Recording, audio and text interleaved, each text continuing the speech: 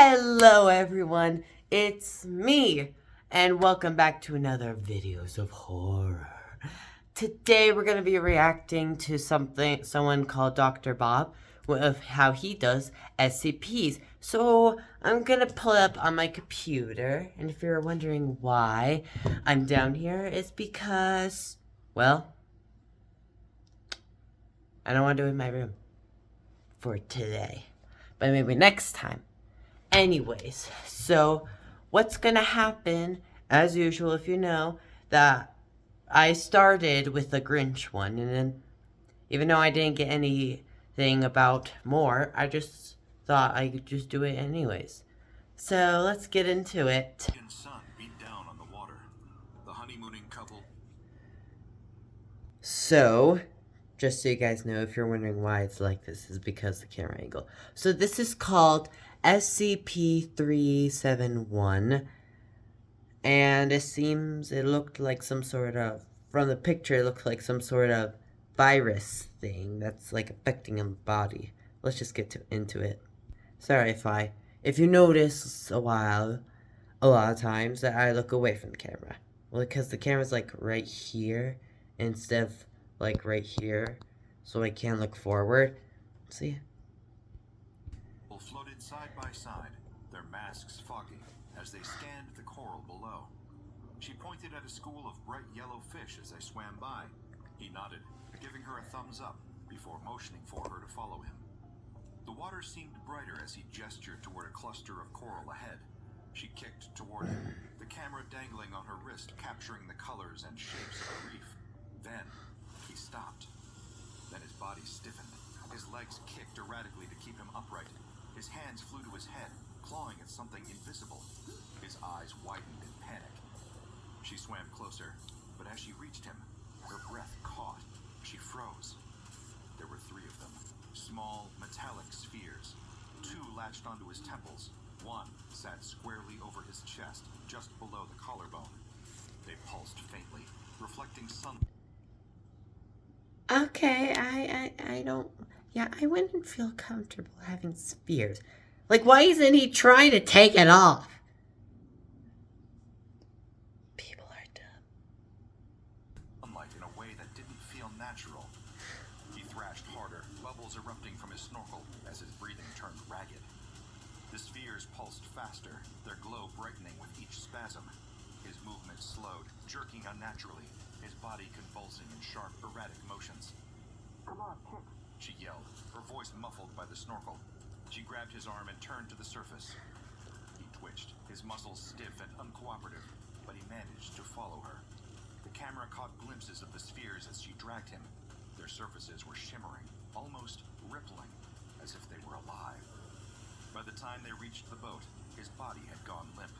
The crew scrambled to pull him aboard, their faces pale as they saw the spheres clinging to him. She hauled herself onto the deck, her breaths coming in gasps as she threw off her mask and snorkel. The spheres had stopped pulsing. They lay still now, cold and unyielding, but they didn't let go. "Help him," she cried. Her hands shook as she fumbled with her camera, her eyes darting between her husband and the strange metallic objects. "Do something!" He stirred, coughing weakly. "I'm fine," he murmured, his voice faint, but the way his hand trembled as he reached for her said otherwise. She didn't believe him. The sun continued to shine, the water below calm and glittering, as if nothing had happened. They returned home 3 days later. The familiarity of their suburban life felt foreign now. Okay, so look at this. They look like Jerry and Beth from Rick and Morty. If you don't know what that is, you could watch it on Max. It was pretty interesting. But they look like that. Alright, let's get back to it. Of their suburban life felt foreign now. The hum of the air conditioning and the clatter of unpacking filling the silence. He went back to work, insisting that routine would help him feel normal again. She wasn't so sure. At first, things seemed fine. He moved slower than usual, but blamed it on jet lag. Over dinner, he joked about their next trip, his voice light despite the shadows under his eyes. But she noticed the small things, the way he flinched when he leaned against the counter, the way he rubbed his temples when he thought she wasn't looking. It's probably just leftover tension, he said one evening, brushing off her concern. That dive rattled me more than I thought. She forced a smile, but said nothing. The spheres hadn't budged, their presence a constant, silent reminder that something wasn't right. Days turned into weeks. He complained of headache that came and went, a dull throb behind his eyes. He started skipping meals, his appetite waning. One morning, she found him standing in the bathroom, staring at his reflection. "What's wrong?" she asked, her voice tight with worry. "Nothing," he said, quickly turning away. But she caught a glimpse of his chest in the mirror, where the sphere's edges seemed to have sunk deeper into his skin. The flesh around it was swollen, tinged with a faint, unhealthy gray. "Please," she whispered, "let's get this checked." He shook his head, his jaw tight. "I'm fine," he snapped. "Just drop it." The sharpness in his tone silenced her. He had never spoken to her like that before. That night, she woke to the sound of him groaning in his sleep. His body twitched under the covers, his face slick with sweat. She reached out to shake him awake, her hand brushing against his chest. The sphere was warm. Too warm. He bolted upright, gasping for air, his eyes wild. "I'm fine," he panted, pushing her hand away. "Just a bad dream." But his voice wavered, and she could see the fear he tried to hide. In the kitchen, she poured herself a glass of water, her hands trembling. The camera still sat on the counter, untouched since their return. She picked it up, scrolling through the footage once more. The spheres seemed to pulse in the video, their rhythmic glow hypnotic and unnerving. She stared at the screen, her mind racing with questions she couldn't answer. You know what I would have done, guys? I would have just called the doctor, say, "Suck it up, you're getting checked," and yeah. You don't just say, "Okay, fine." Like, if he yells at you, that is an alert signal that you need to talk. That you need to get this checked. Stairs, his breathing turned ragged again, a sound that didn't belong in the quiet of their home. Something was wrong, and it was only getting worse.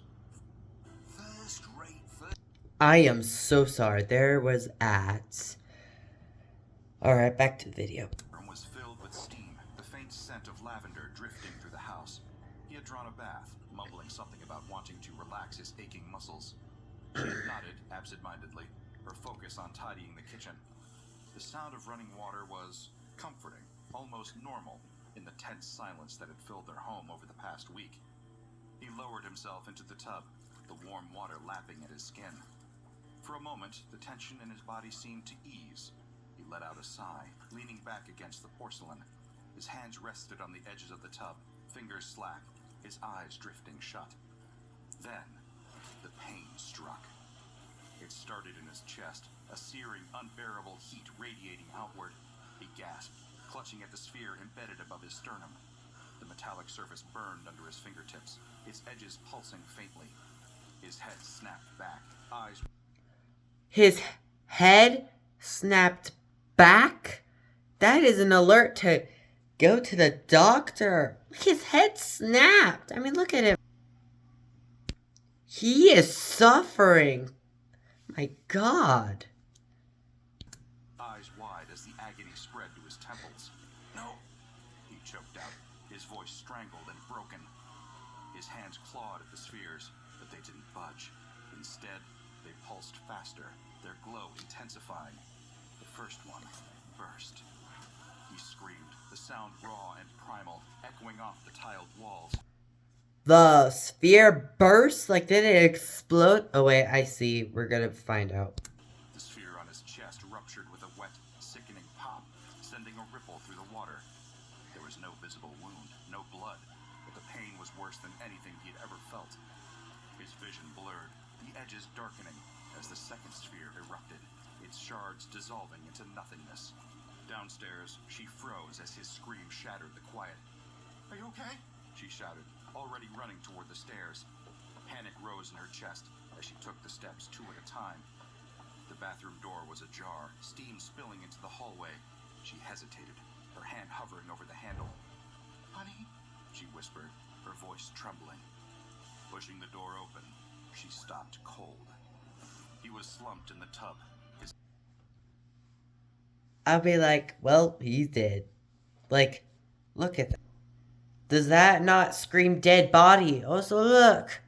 That looks like it doesn't hurt, but it looks like it does too. Also, he looked dead on the bath. Did I just say bath? Head tilted back at an unnatural angle. The water was dark and murky, swirling with an oily sheen that clung to the porcelain. His face was frozen in an expression of pure terror, his eyes wide and unseeing. The spheres were gone. In their place, faint indentations marred his skin, as if something had burrowed deep and left nothing behind. "No," she whispered, her voice barely audible. She stumbled forward, her hands gripping the edges of the tub. "Wake up! Please wake up!" She shook him, her fingers digging into his shoulders. His body was limp, unresponsive. The water sloshed around him, the oily residue clinging to her skin. A low, faint ripple spread across the surface, moving with a purpose she couldn't comprehend. Her breath hitched. The ripple moved again, this time against the current, as if alive. She stumbled backward, her heart pounding in her ears. She rushed downstairs, straight to the camera, still sitting on the counter from earlier. She grabbed it, fumbling with the lens, desperate to document what she knew no one would believe. But when she got to the bathroom, the water was still. The ripple was gone, leaving only the faint hum of the house and the weight of silence pressing down on her. She dropped the camera, her legs buckling beneath her, as the reality sank in. He was gone. The water in the tub shimmered faintly, the oily residue swirling one last time before settling. The fluorescent lights in the morgue buzzed faintly, casting a sterile glow over the cold steel table. He's dead. And he's on one of those tables where they operate the body to prepare it to be like whole shipped up or being in the bags. But dang, he died from spheres. Like, what was those spheres? Also, those spheres made the water alive. Alright, let's continue. Where his body lay. A sheet covered him, hiding the look of terror that had been frozen on his face since she had found him. The medical examiner stood over him, their gloved hands hovering, hesitant. They had seen all kinds of death, gruesome, tragic, inexplicable. But this one was different. There were no visible injuries, no marks. Work today is... I swear to God, these ads are killing me. I know it looks like I'm not looking at you guys, but I'm practically am. It's just... yeah, I promise you I am looking at you guys. Just the eerie stillness of a body that looked untouched by violence, but felt undeniably wrong. A second examiner joined them, clipboard in hand. "What are we calling it?" they asked, their tone uneasy. The first shook their head. "I don't know. There's nothing. No trauma, no internal bleeding. It's like he just..." They stopped, searching for the right words. Stopped. She sat in the waiting area, her fingers gripping the strap of her bag so tightly that her knuckles turned white. Her eyes were hollow, red-rimmed from days of crying. The camera rested in her lap, its memory card holding the footage she had replayed too many times to count. Each viewing burned the same questions into her mind. What were those spheres? Why had they chosen him? And what had they done to him? When the medical examiner emerged, she stood quickly, hope and dread warring in her expression. "Did you find anything?" she asked, her voice cracking. The examiner hesitated, then solemnly shook their head. "You have to keep looking. It was those things," she said, her voice rising. She lifted the camera, clutching it as if it were a lifeline. "The spheres. I have them on video. You have to see it." In a small, dimly lit office, the footage played on a monitor. She sat beside a detective, the medical examiner standing stiffly behind them. The room was cramped. The only sounds were from the faint hum of the computer and the clicks of the mouse as the video rewound. On the screen, the underwater world flickered to life. Coral reefs glowed, fish darted, and then there he was, thrashing in the water. She fast-forwarded into the moment she could barely bring herself to watch. "There," she said, her voice tight. "Right there." The screen froze on his contorted body. The metallic spheres clung to him, pulsing faintly in the filtered sunlight. The detective leaned closer, squinting. The medical examiner's eyes widened. "What the hell are those?" the detective muttered, his tone shifting from skeptical to alarmed. She hit play, and the spheres moved, subtle ripples across their surfaces, as if they were alive. When the video ended, no one spoke. "They were on him when we got back to the boat," she said finally, her voice trembling. "They never came off, and then they just disappeared." The detective leaned back, his expression unreadable. More silence filled the room. Days passed. The footage was analyzed, questioned, and ultimately dismissed by authorities. They called it a freak accident, some kind of undetected marine toxin. The spheres, they said, were likely an optical illusion caused by light refracting underwater. She argued, pleaded, showed them the footage again and again, but it didn't matter. They didn't want to listen. "You don't believe me," she whispered during her final. Oh my god. Classic government. They always hide and say, oh, it was just an illusion of the water.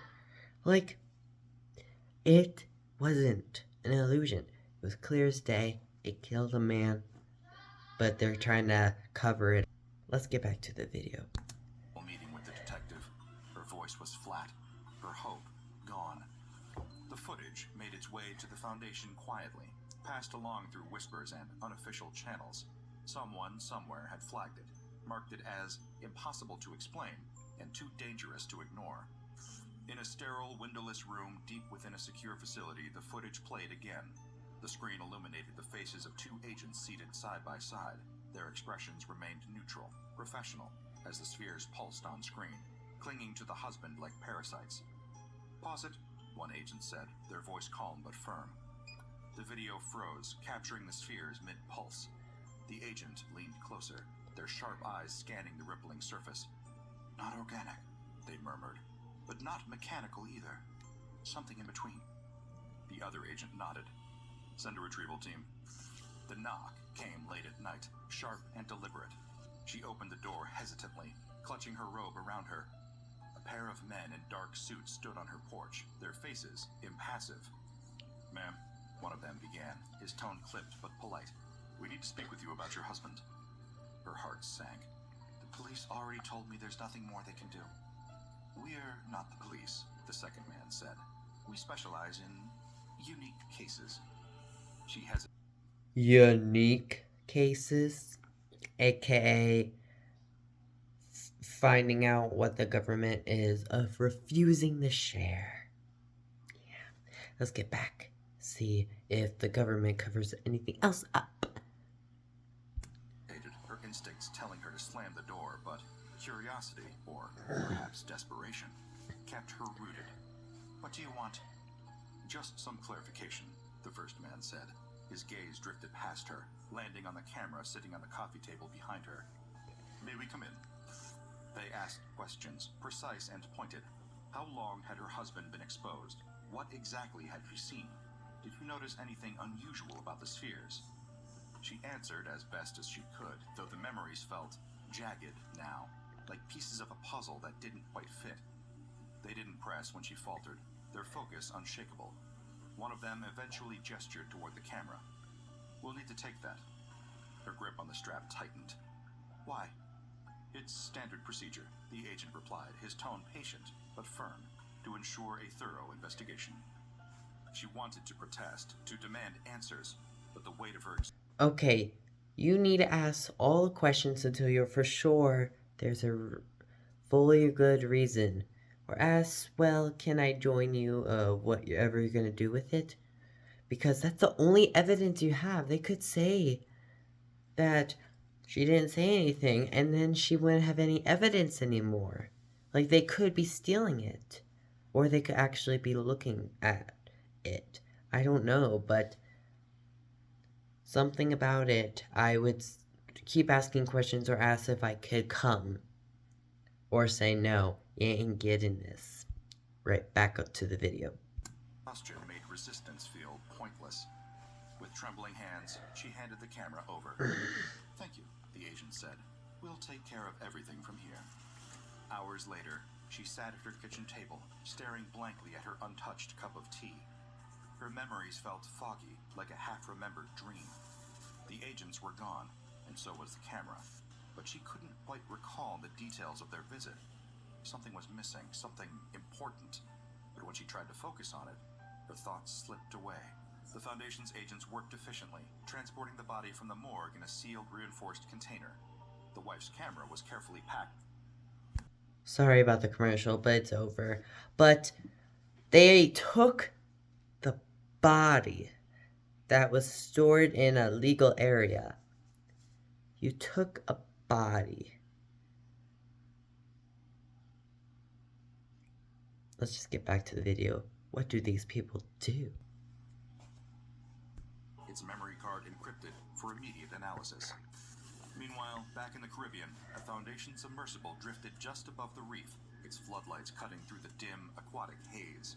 Inside, a pair of agents monitored the readouts, their eyes flicking between the screens and the growing shadows outside. "This is the spot," one of them said, his voice crackling through the comms. "Confirmed," came the reply from the second submersible stationed a few hundred meters away. "Dive team, proceed." Two divers exited the craft, their suits reinforced with layers of anomalous resistant materials. They moved cautiously, their movements slow and deliberate as they descended toward the reef. Coral of every color stretched out before them, but the divers weren't here for the scenery. Their focus was on the metallic glints nestled between the coral branches. One of them whispered, as though afraid to disturb the water around him. The spheres sat unmoving, clustered together like predators lying in wait. Their surfaces were smooth and faintly iridescent, catching and bending the light in ways that made them seem alive. "Resemble bacteriophages." The second diver muttered, his voice hushed, larger than expected. They got little legs. I would say they are alive. Because they got little legs. Little creepy legs. Let's just get back. A robotic arm extended from one of the diver's rigs, gripping a retrieval capsule designed to isolate and contain hazardous objects. As the arm reached for the nearest sphere, the water shifted. The sphere moved slightly, as if aware of their presence. "Hold position. The lead diver ordered, his voice taut. Confirm non-aggressive." The sphere remained still, but its faint, rhythmic pulsing became visible, as though measuring the intruders. Carefully, the arm grasped the sphere and guided it toward the capsule. The rest of the cluster didn't react. One by one, the divers captured 3 additional specimens. Each was carefully isolated in its own capsule. The tension in the submarines didn't ease until the divers were safely inside again, and the craft began its ascent. "Specimen secured," the lead agent reported, returning to base. The specimens arrived at the Foundation facility under heavy security. The research team assembled in the containment lab, their tools laid out on stainless steel trays. Cameras mounted on robotic arms hovered over the specimen, broadcasting a live feed to the observation room. "We'll start with the physical sample," the lead researcher said, donning a pair of reinforced gloves. "Proceed with caution." A robotic arm extended into the tank, holding a scalpel designed to withstand anomalous properties. The arm moved slowly, the scalpel inching toward the surface of the sphere. The moment the blade made contact, the sphere reacted. It vibrated violently, a pulse of energy rippling outward. The high-pitched sound that followed was deafening, piercing the air like a siren. Researchers clutched their ears, some dropping to the ground, as the glass of the containment unit fractured in spiderweb patterns. "Shut it down," the lead researcher shouted, his voice barely audible over the noise. The vibration ceased as abruptly as it had started. The sphere returned to stillness, its surface unmarred by the scalpel. The researchers staggered to their feet, some still clutching their ears. "Status report," the lead researcher demanded. "Containment glass is compromised," a technician reported, their voice shaking. "Structural integrity at 60%, hearing damage sustained by at least 5 personnel." "Terminate the experiment," the researcher ordered grimly. "We're done here for now." As the team evacuated the lab, the spheres remained in their tanks, silent but undeniably aware. In the observation room, the lead researcher stared at the fractured glass on the monitor. "It's not just reactive," they murmured. "It's defensive, and it knows we're watching." The containment lab was tense, the air heavy with anticipation. The fractured glass from the first incident had been replaced with a stronger alloy, and every movement in the room felt deliberate. No one spoke, as technicians worked quietly at their stations, calibrating the equipment for the next phase of testing. "Begin stimuli sequence." the lead researcher instructed. Their voice was steady, though their fingers tapped nervously against the edge of the console. In the observation room, monitors flickered as bright lights flashed within the containment tanks, bathing the spheres in alternating colors of red, blue, and white. The spheres didn't react. The next sequence followed, a series of escalating tones, each designed to provoke a response. Still, the spheres floated, lifeless and unmoving. "They're unresponsive," the technician muttered, their pen scribbling quick notes. Their tone carried the frustration of someone who had been here too long. "Same as before." The lead researcher glanced at the technician, their expression unreadable. They adjusted the controls, signaling the robotic arm. The machine moved slowly, extending a sealed vial into the tank. Inside, a small fish darted erratically, the glass confining its frantic movements. The vial opened, releasing the fish into the water. It swam a few uncertain laps, the bright light of the tank glinting off its scales. Then, it froze. The spheres moved as one. Filaments shot out from the nearest, impossibly fast and delicate. They coiled around the fish, binding it in place. The fish convulsed violently, its body jerking in ways that defied natural motion. Within seconds, Okay, those aren't little legs, those are tentacles. Dang, those reach out far. Yeah, poor fish. Yeah, poor fish. Anyways, we should get back, but dang, this is weird. it was still. Its once vivid colors dulled to lifeless gray. The technicians stared at the monitor, their notes forgotten. "It trained it," they said finally, the words quiet, almost reverent. The lead researcher straightened, their shoulders stiff. "End testing for the day?" Everyone, except for the lead researcher, left the lab. He sat hunched over a console, the glow of the screen casting shadows over their face. Their attention shifted to the tank.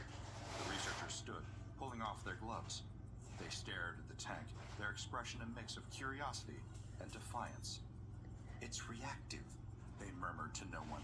Their hands flexed as if testing the air, hesitating. But why? Their gaze darted to the security camera in the Okay, him flicking his hand in the air right in front of the tank is like he's teasing. But I have a feeling they're gonna latch onto him. Alright, back to the video. corner. It was off, an intentional decision made hours earlier. Taking a deep breath, they stepped closer to the tank, removing the lid with careful precision. The sphere remained motionless, its surface dull and unremarkable. The researcher's hand hovered over the water for a moment before they plunged it in, the cold liquid biting at their skin. At first, nothing happened. Then, with terrifying speed, the sphere erupted to life. Filaments lashed out, wrapping around their wrist. They cried out, their body jerking as if struck by an electric current. The alarms blared to life, bathing the room in pulsing red light. Security personnel burst in moments later, weapons drawn. They hesitated at the sight before them. What did I say? What did I say?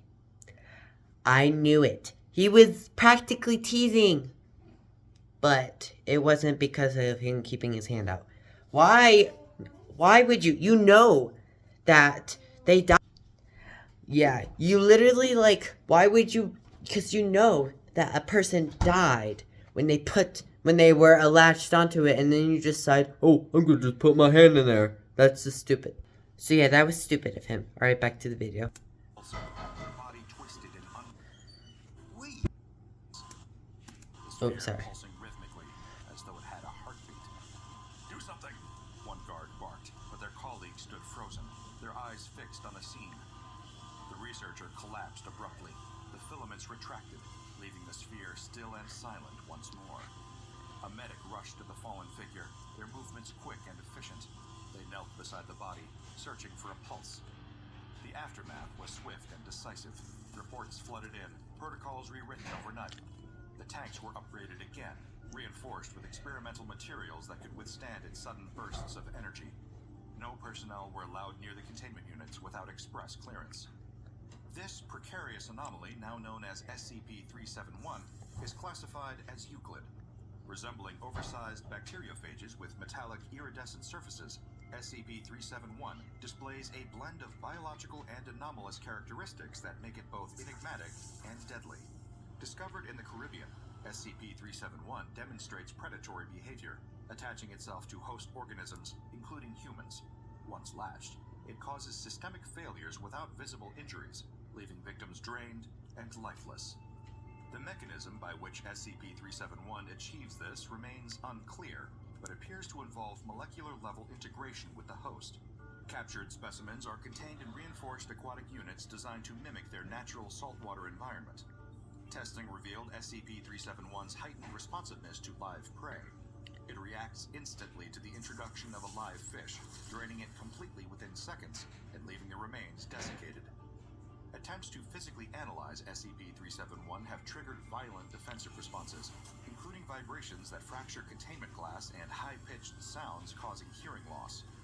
To date, SCP-371 remains in containment, monitored closely within its aquatic environment. Its Euclid classification reflects the unpredictable nature of its reactions and the potential for catastrophic failure should containment measures lapse. No further testing is authorized, and all access to SCP-371 requires explicit approval from the Foundation's highest-ranking personnel. And so, SCP-371 remains quietly pulsing in its reinforced aquatic tanks, plotting who knows what in its little metallic mind.